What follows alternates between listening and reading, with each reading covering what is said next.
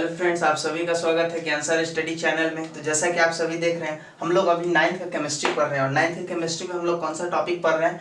Atom, molecule and ये ion, sorry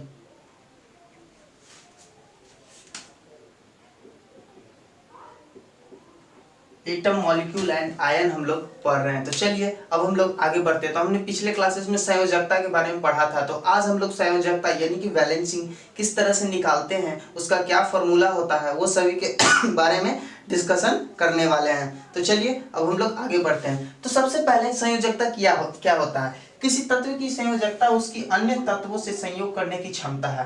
कह रहा है किसी भी तत्व का जो संयोजकता होता है वो क्या होता है? वो ये होता है कि किसी दूसरे अन्य तत्वों के साथ वो विक्रिया करने की उसकी क्षमता होती है और वो संयोजकता कहलाती है। तो देखिए सबसे पहले यहाँ क्या कर रहा है कि 1 2 3 4 संयोजकता वाले तत्व क्रमशः एक बंधन, द्विबंधन, त्रिबंधन और चतुष्बंधन कहलाते हैं। देखिए ये कैसे कहलाते हैं ये मैं अभी आप लोगों को समझाता हूं। तो देखिए एक फॉर्मूला होता है KLMN, आप लोगों ने अभी तक शायद इसका नाम नहीं सुना होगा। ये फॉर्मूला हम लोगों को 10th तक काम देगा। इसके आगे जब हम 11th 12th में जाएंगे तो हम लोग को पढ़ना है SPDF, तो ये पढ़ना है। अब देखिए ये KLMN और SPDF ये दर्शाता क्या है? ये दर्शाता है कि सेल का ऑर्बिट दर्शाता है। ये K ऑर्बिट है, ये L ऑर्बिट है, ये M ऑर्बिट है और ये N ऑर्बिट है। यानी इसके आधार पे K, L, M और ये N ऑर्बिट है। अब देखिए इस ऑर्बिट के अंदर कितना परमाणु उसके अंदर मौजूद होगा, कितना एटम मौजूद रहेगा, ये हम लोग अभी जानते हैं। तो देखिए इसका एक फॉर्मूला होता है। इसका फॉर्मूला क्या होता है? बैलेंसिंग बराबर 2n² होता है। ठीक, बैलेंसिंग बराबर होता है 2n²। इस फॉर्मूला को आप लोग हमेशा याद रखिएगा, ये फॉर्मूला याद रहेगा, बैलेंसिंग आप कभी नहीं भूलिएगा। अब देखिए मैं बहुत, आप लोग ध्यान से समझिए, मैं आप लोगों को बैलेंसिंग बताने जा रहा हूं। तो देखिए बैलेंसिंग कैसे होता है। सबसे पहले 2 × 1 का होल स्क्वायर 2, ठीक, 2 × 2 का होल स्क्वायर 2 × 4 = 8 हो जाएगा। 2 × 3 का होल स्क्वायर 2 × 9 = 18 हो जाएगा। तो 2, 8 और 18 आया। ठीक, तो हम लोग के पास K, L, M और N होता है। ठीक, ये इतना ऑर्बिट होता है। हम लोगों के पास 4 ऑर्बिट है ना, K, L, M, N। हम लोग ने अभी देखा कि किस तरह से निकालते हैं। ठीक, तो चलिए अब हम लोग देख रहे हैं ऑर्बिट। सबसे पहले तो ये K ऑर्बिट, ये L ऑर्बिट, ये M ऑर्बिट और ये हमारा N ऑर्बिट होता है। ठीक, तो ये हमारा N ऑर्बिट है। अब देखिए इसको समझिए, K में 2 एटम मौजूद होंगे, L में 8 मॉलिक्यूल होंगे, सॉरी एटम होगा।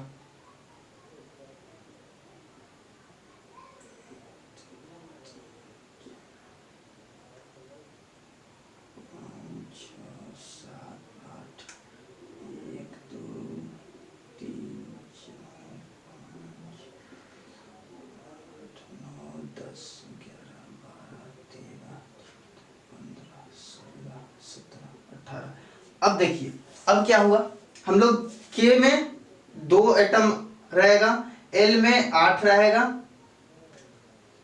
M में भी 8 रहेगा और N में 18 रहेगा। ठीक, अब देखिए हम लोग ने KLMN का फॉर्मूला जो निकाला था 2n² का, तो इसमें हम लोग को आ रहा था 2, 8, 18 और 32 आएगा। तो इसमें एक चीज चेंजिंग है कि यहाँ पे 2, 8, 8, 18 होता है। इस बात को बस आप याद रखिए, 2, 8, 8, 18। ये इतना अगर आपको याद है कि K ऑर्बिट में 2 एटम रहेगा, L में 8 रहेगा, M में 8 रहेगा और N में 18 एटम मौजूद रहेंगे। अब देखिए अब इसके आधार पे हम लोग क्या करते हैं कि निकालते हैं बैलेंसिंग। अब बैलेंसिंग कैसे निकालते हैं ये चीज देखिए समझिए। यहाँ पे देख रहे हैं हाइड्रोजन H, इसका परमाणु संख्या कितना है? 1 है। तो ये पहले K में 2 रहता है।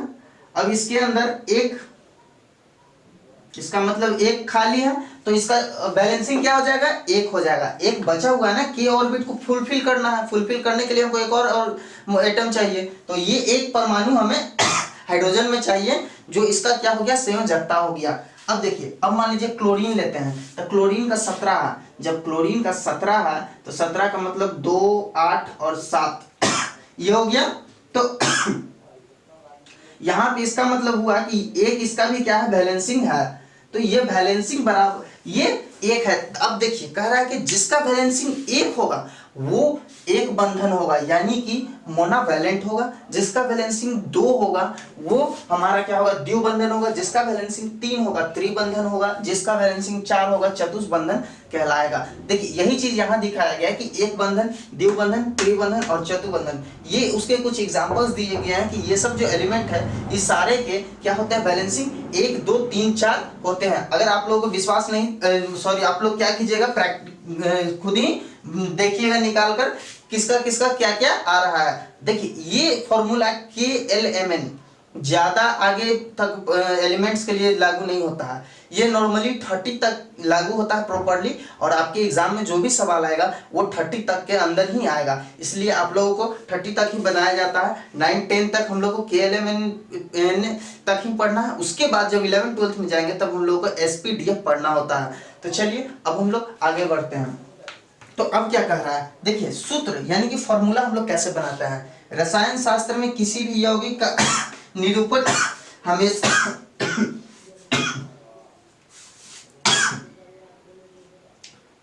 रसायन शास्त्र में किसी भी यौगिक का निरूपण हमारे उसके अणु के द्वारा होता है और अणु को उसमें उपस्थित परमाणुओं के संकेतों की सहायता से व्यक्त किया जाता है, जिसे सूत्र कहते हैं। अब देखिए कह रहा है कि रसायन शास्त्र जो है, रसायन शास्त्र में जो भी हम लोग फॉर्मूला बनाते हैं वो हमारा अणु जो होता है वो उसके परमाणुओं को दर्शाता है। जैसे H2O ये एक फॉर्मूला है, तो ये H2 इसका मतलब कि 2 हाइड्रोजन के परमाणु को दर्शा रहा है। वहां यहाँ यही चीज कहा गया है कि हमेशा उसके अणु के द्वारा होता है, और अणु को यानी कि फॉर्मूला जो होगा वो हमेशा अणु होगा। ऐसा नहीं होता है कि HO लिख दिए, ये गलत होता है। तो ये इस तरह से फॉर्मूला हम लोग लिखते हैं H2O, और ये जो अणु होता है उसमें उपस्थित परमाणुओं के संकेतों की सहायता से व्यक्त किया जाता है, और ये अणु इसके परमाणुओं के संकेतों की सहायता से हम लोग व्यक्त करते हैं, जिसे हम लोग क्या कहते हैं, सूत्र कहते हैं, यानी फॉर्मूला कहते हैं। अब देखिए फॉर्मूला भी जो है वो 2 तरह का होता है।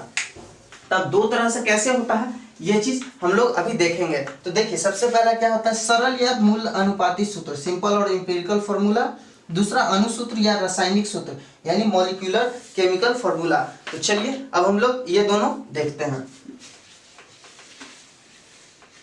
तो चलिए अब हम लोग फॉर्मूला पे आते हैं, यानी 2 तरह का सूत्र था। अब कैसा कैसा था ये हम लोग देखते हैं। पहला तो था हमारा सरल या मूल अनुपाती सूत्र। तो देखिए सरल कहने का मतलब, इससे पहले एक बार मैं आपको चाहूंगा कि बता दूं कि हम लोग फॉर्मूला बनाते कैसे हैं आखिर। तो चलिए आइए देखते हैं। सपोज डेट मान लीजिए ये है सोडियम और ये है क्लोरीन, ठीक। तो सोडियम का कितना होता है, एटॉमिक नंबर 11 होता है। तो 11 होता है, तो 2, 8 और 1 यानी 1 यहाँ हो जाएगा, ठीक। अब क्लोरीन का कितना होता है, 17 होता है, तो 2, 8, 7, 17।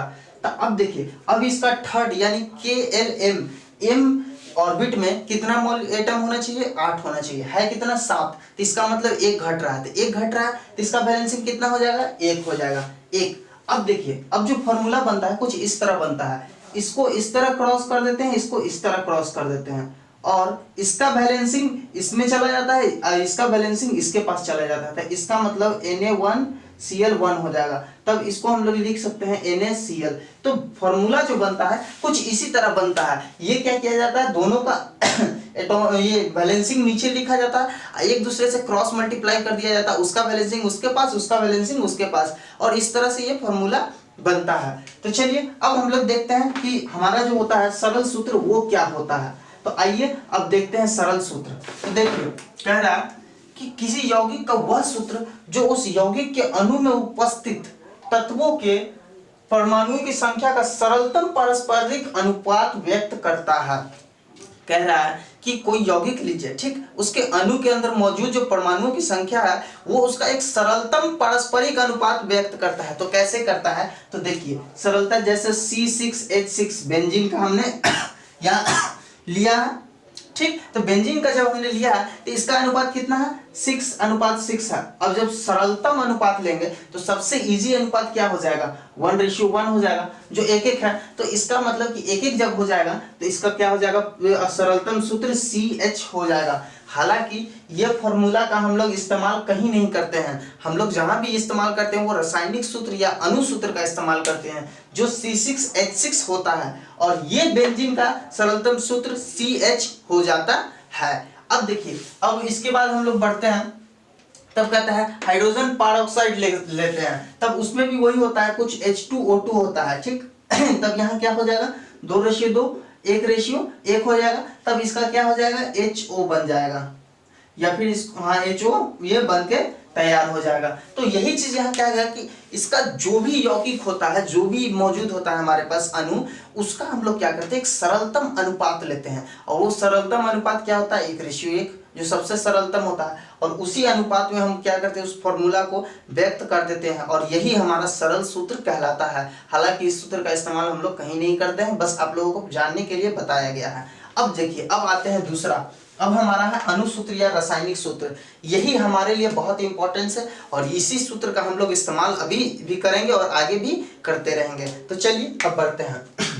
किसी रासायनिक यौगिक का वह सूत्र जो उस यौगिक के एक परमाणु में उपस्थित तत्वों के परमाणुओं की वास्तविक संख्या को व्यक्त करता है। कहता है कि कोई एक यौगिक ले लीजिए, ठीक, उसके अणु में मौजूद परमाणुओं की कितनी संख्या है उसको व्यक्त करता है। तो कैसे करता है, आइए देखते हैं। अब देखिए, जैसे कह रहा है यहाँ पर कि बेंजीन का अणुसूत्र ले लेते हैं, तो बेंजीन का अणुसूत्र क्या है, C6H6 है। तो यहाँ पे कार्बन का कितना परमाणु मौजूद है, हमने आप लोगों को सिखाया था, तो ये जितना मौजूद है वो इतना हो गया। हाइड्रोजन का कितना मौजूद है, तो 6 मौजूद है। तो इसका मतलब है कि जो हम फॉर्मूला इस्तेमाल करेंगे अणुसूत्र में, उसमें अणु में मौजूद जितना भी परमाणु का संख्या है वो व्यक्त होना चाहिए, वो जो भी हो उसे हम लोगों को पता होना चाहिए, तब हम लोग कहेंगे कि ये फॉर्मूला जो है क्या है, रासायनिक या फिर अणुसूत्र हमारा है।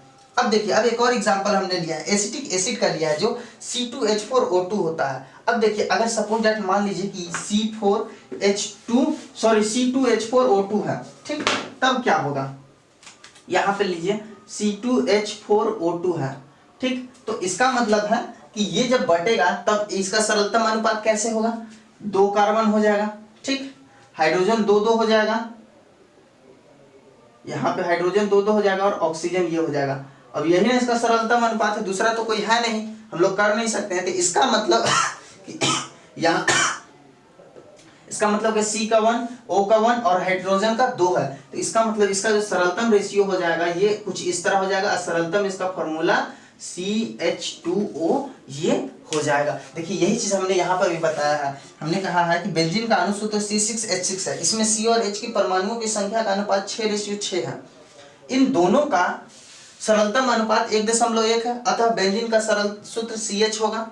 फिर हमने कहा एसिटिक अम्ल का अनुपात C2H4O2 होता है, इसमें CH और O परमाणुओं की संख्या का अनुपात 2:4:2 है, अतः यह तीनों संख्याओं का सरलतम अनुपात 1:1 है, अतः एसिटिक अम्ल का सरल सूत्र C1H2O1 होगा। ये चीज हमने बताया। अब देखिए, अब कहता है कि सरल सूत्र तथा अणुसूत्र के बीच संबंध, तो ये दोनों के बीच संबंध क्या होता है, ये चीज हम लोग जानते हैं। तो देखिए, किसी यौगिक का अणुसूत्र या तो उसके सरल सूत्र के समान होता है या सरल सूत्र का एक सरल पूर्णांक गुणक होता है। अब देखिए, दोनों का संबंध कहने का मतलब क्या होता है, एक फॉर्मूला है जिससे आप क्या कर सकते हैं, सरल सूत्र से अणुसूत्र, अणुसूत्र से सरल सूत्र बना सकते हैं। तो ये फॉर्मूला क्या है, ये फॉर्मूला हमारा है अणुसूत्र बराबर N इंटू सरल सूत्र।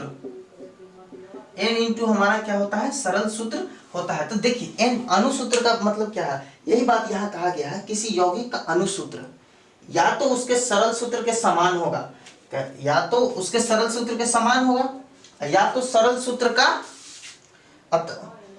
एक सरल पूर्णांक गुणक होता है। तो देखिए, सरल पूर्णांक गुणक होता है जहां पे n बराबर 1 2 3 4 ऐसे समथिंग समथिंग आगे तक बढ़ता जाता है। तो अब देखिए, अब जैसे सरल सूत्र हम लोग ले लेते हैं, मान लीजिए बेंजीन का हम लोग लेते हैं, तब बेंजीन का अणुसूत्र क्या होगा, 6 इंटू CH जब ये हम लोग लेंगे तो C6H6 बन जाएगा ना, ये रेडी हमारा हो गया अणुसूत्र, ये हमारा अणुसूत्र इसका बेंजीन का तैयार हो गया। तो यही चीज कह रहा है कि ये जो है सरल सूत्र का एक गुणांक होता है अणुसूत्र, और जब हम लोग को अणुसूत्र निकालना होगा तो मैथमेटिकल फॉर्मूला है, ये आप लोग याद कर सकते हैं। देखिए ये फॉर्मूला आप लोग के लिए बहुत ज्यादा इंपॉर्टेंट रखता है। अणुसूत्र मैं अच्छा से लिख देता हूं, अणुसूत्र बराबर n इंटू सरल सूत्र।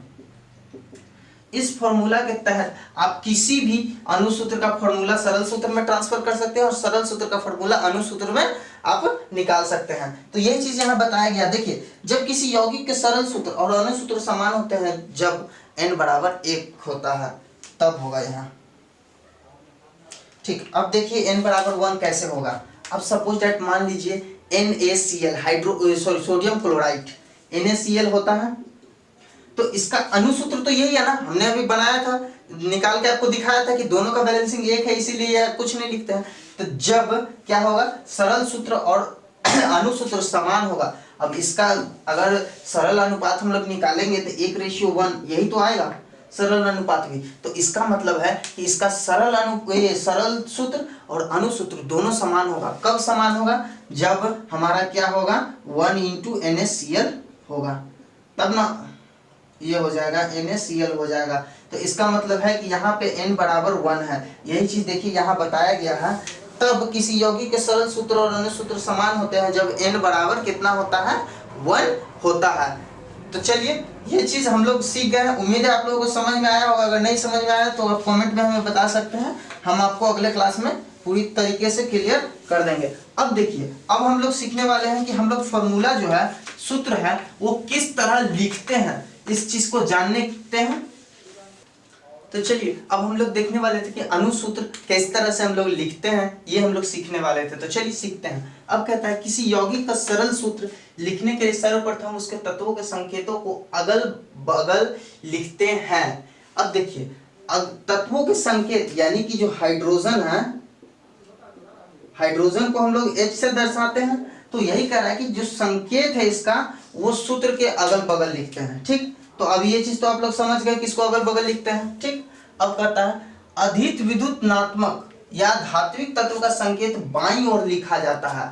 अब देखिए अब जैसे कह रहा है कि HCl होता है, ठीक, हाइड्रोक्लोरिक एसिड, इसमें इसको इस तरह क्यों नहीं लिखते, ClH क्यों नहीं लिखते हैं, HCl ही क्यों लिखते हैं, क्यों, क्योंकि ये जो हाइड्रोजन है ये धात्विक तत्व है, यानी इसका जो आयन है वो पॉजिटिव होता है, इसीलिए इसको अणु के बाईं ओर लिखते हैं यानी लेफ्ट साइड लिखते हैं। क्यों लिखते हैं, क्योंकि इसका जो चार्ज है वो पॉजिटिव होता है, और पॉजिटिव चार्ज हो या फिर अधिक सक्रिय तत्व हो यानी कि एक्टिवनेस वाला मैटर हो, तो वो क्या करेगा कि हमेशा लेफ्ट साइड में रहेगा सूत्र के, और जिसमें कम होगा धात्विक तत्व वो राइट साइड चला जाएगा सूत्र के। तो इसी तरह हम लोग NaCl भी लिखते हैं क्योंकि सोडियम ज्यादा एक्टिव है और क्लोरीन कम है, और सोडियम पे प्लस चार्ज होता है, क्लोरीन पे माइनस चार्ज होता है। तो ये चीज हम लोग को जानना था मेनली, यही चीज यहाँ दिखाया गया है। देखिए उदाहरण के लिए हाइड्रोजन क्लोराइड के सूत्र को HCl के द्वारा व्यक्त करते हैं। क्यों, क्योंकि हाइड्रोजन प्लस चार्ज होता है और क्लोरीन माइनस चार्ज होता है, इसका मतलब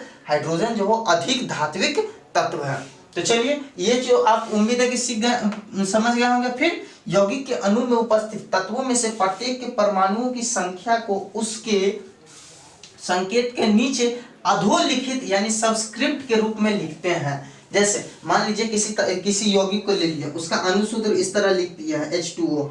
तो ये जो हाइड्रोजन का जो परमाणु है, ये अणु के अंदर मौजूद परमाणु है, उसको अधोलिखित लिखते हैं यानी कि नीचे से आधा में ही लिखते हैं। इसीलिए आप लोग देखते होंगे कि H2O इस तरह लिखाता है, CO2 इस तरह लिखाता है। हम लोग ऐसे क्यों नहीं लिख देते CO2, ये लिखने का तरीका होता है, इसको लिखने के लिए दर्शाया गया है कि इस तरह से हम लोग को लिखना है। वही चीज यहाँ लिखा गया है, अधोलिखित या फिर सबस्क्रिप्ट के रूप में लिखते हैं। यौगिक के अणु में मौजूद परमाणुओं की संख्या को अधोलिखित के रूप में हम लोग सूत्र में व्यक्त करते हैं। ठीक, ये भी आप लोग समझ गए होंगे।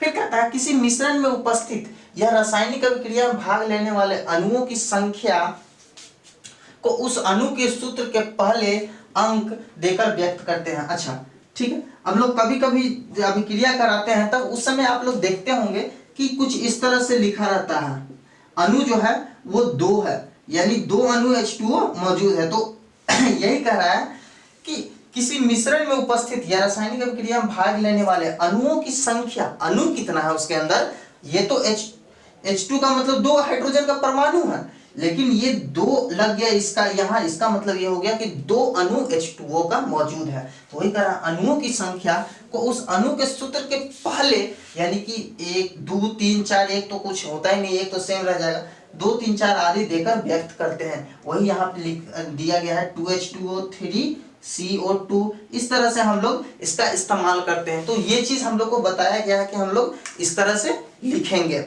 सबसे पहले हमारा क्या था, उसमें धात्विक गुण देखेंगे कि कितना वो पॉजिटिव चार्ज है, कितना वो नेगेटिव चार्ज है, कितना वो सक्रिय तत्व है, उसको हम लोग सूत्र के बाईं ओर लिखेंगे, ठीक। फिर दूसरा हम लोगों को देखना है कि अगर उसमें परमाणुओं किसी भी यौगिक के अणु में एक या एक से अधिक परमाणु है, तब उसको अधोलिखित लिखेंगे, यानी कि आधा में ही लिखेंगे। दूसरा ये चीज था। और तीसरा, जब नंबर ऑफ अणु, यानी कि जब संख्या क्या बोलते हैं, मॉलिक्यूल्स जो होता है, यानी कि अणुओं की संख्या जब एक से अधिक हो, तब उसको अणु के पहले लिखते हैं। यह चीज यहाँ बताया गया, और यही 3 चीज अणु फॉर्मूला लिखने का नियम है। तो चलिए, उम्मीद है मुझे आप लोगों को समझ में आया होगा। तो दोस्तों, आज के लिए इतना ही। हमारे वीडियो को लाइक कीजिए, शेयर कीजिए, सब्सक्राइब करना तो बिल्कुल ना भूलें। और साथ ही अगर आप सभी दोस्तों को बताएं कि ज्ञान सर स्टडी पे क्लासेस स्टार्ट हो गई है फिर से, और आप लोग आकर मन लगा के पढ़िए। हम लोग आपके लिए पूरी तरह से मेहनत कर रहे हैं। तो थैंक यू।